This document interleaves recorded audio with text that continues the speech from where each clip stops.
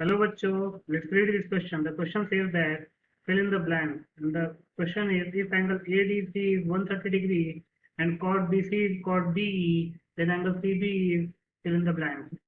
And this figure is given. इस question में एक फिगर दे रखा है, उसमें एंगल एडीसी 130 डिग्री दे रखा है और कॉट बीसी की लेंथ और कॉट बी की लेंथ इक्वल दे रखी है, तो हमको एंगल सीबी का मेजर निकालना है। बहुत ही सिंपल सा क्वेश्चन है। पहले तो हम की कॉन्सेप्ट लिख लेते हैं। इस क्वेश्चन में की कॉन्सेप्ट क्या यूज होने वाला है। और क्वाड्रिलेटरल जो कि इंस्क्राइब्ड होना चाहिए। इंस्क्राइब का मतलब है कि उसके चारों वर्टिसेस इस सर्कल को अंदर से टच करने चाहिए। Quadrilateral inscribe whose all four vertices lie on the circle is called cyclic quadrilateral। एक ऐसा क्वाड्रिलेटरल जो कि इंस्क्राइब होता हो क्वाड्रिलेटरल के अंदर, और उस क्वाड्रिलेटरल के अगर चारों वर्टिसेस सर्कल पे लाई कर रहे हों तो उस क्वाड्रिलेटरल को हम साइक्लिक क्वाड्रिलेटरल कहते हैं। दूसरी चीज, ऑपोजिट एंगल, ये फर्स्ट ये कॉन्सेप्ट था इसमें यूज होने वाला। सेकंड क्या है, opposite angles of cyclic quadrilateral are supplementary. जो साइक्लिक क्वाड्रिलेटरल के ऑपोजिट एंगल्स होंगे वो सप्लीमेंट्री होंगे, मतलब कि उन दोनों ऑपोजिट एंगल्स का जो सम है वो 180 डिग्री के इक्वल होगा। और जो तीसरा की कॉन्सेप्ट हम यूज कर रहे हैं वो हम कह रहे हैं कि according to S congruency condition, if three sides of a triangle are equal to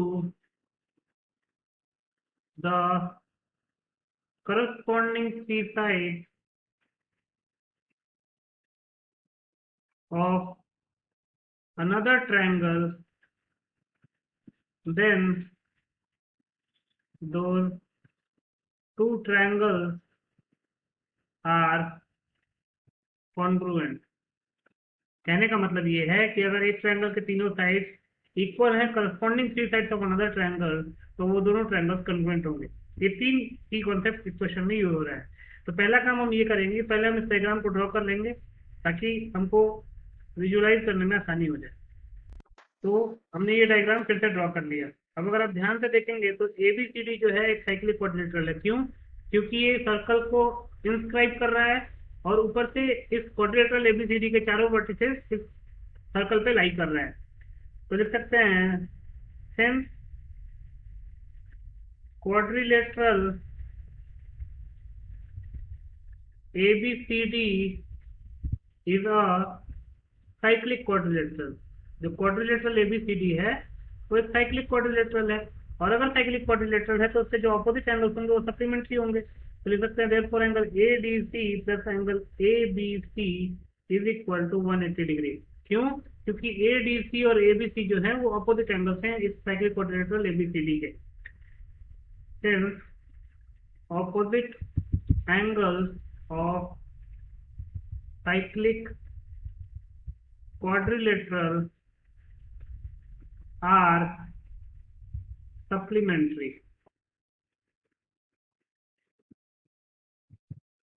इस वजह से हमने लिख दिया कि angle ADC plus angle ABC equal to 180 degree. अब एंगल एडीसी की वैल्यू 130 डिग्री दे रखी है।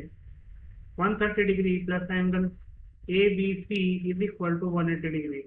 यहाँ से अगर हम एंगल एबीसी निकालेंगे तो 180 डिग्री माइनस 130 डिग्री क्या हो जाएगा, 50 डिग्री। तो यहाँ से एंगल एबीसी की वैल्यू आ गई 50 डिग्री। अब हम क्या लिख सकते हैं, now in triangle OBC and triangle OBE, BC जो है वो बीई के इक्वल है, बीसी बीई के इक्वल है, ये क्वेश्चन में गिवन है। ओबी और ओबी कॉमन है दोनों में, देन OC और OE radii of same circle है, रेडियई ऑफ सेम सर्कल। तो इसकी वजह से क्या होगा, लिख सकते हैं therefore triangle OCB is congruent to triangle OEB by which congruency condition, by SSS congruency rule और कंडीशन, आपको जो मैंने वो लिख दीजिए। तो यहाँ से एंगल ट्रायंगल OCB और ट्रायंगल OEB जो है वो कॉन्ग्रुएंट हो गए, और इसलिए हम लिख सकते हैं therefore angle OBE is equal to angle OBC by CPCT। CPCT क्या कहता है कि अगर दो ट्रायंगल्स कॉन्ग्रुएंट हैं तो उनमें करस्पॉन्डिंग पार्ट भी इक्वल होंगे। CPCT का फुल फॉर्म होता है corresponding part of congruent triangle. तो ट्रायंगल एंगल OBE और एंगल OBC इक्वल हो गए, तो यहां से हम लिख सकते हैं angle OBC is equal to angle OBE is equal to 50 degree. क्यों? क्योंकि एंगल ABC आया था 50 डिग्री, तो एंगल OBC भी तो 50 डिग्री ही होगा। तो एंगल OBC यहां से कितना आ गया, 50 डिग्री। अब इसको अगर हम इक्वेशन 1 मान ले तो यहाँ पे लिख सकते हैं फ्रॉम इक्वेशन 1। अब यहां से हम लिख सकते हैं therefore एंगल CBE, हमको CBE फाइंड करना था ना, एंगल CBE, तो उसको लिख सकते हैं angle CBO plus angle OBE, और CBO की वैल्यू कितनी आई है 50 डिग्री, प्लस OBE की वैल्यू कितनी आई 50 डिग्री, दोनों को ऐड करेंगे तो आंसर आ जाएगा हमारे पास 100 डिग्री। तो एंगल CBE की वैल्यू आ गई हमारे पास 100 डिग्री। तो लिख सकते हैं hence the measure of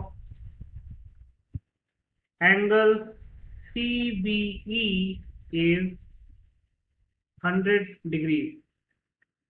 So this is your final answer. I hope you understood it well. Best of luck.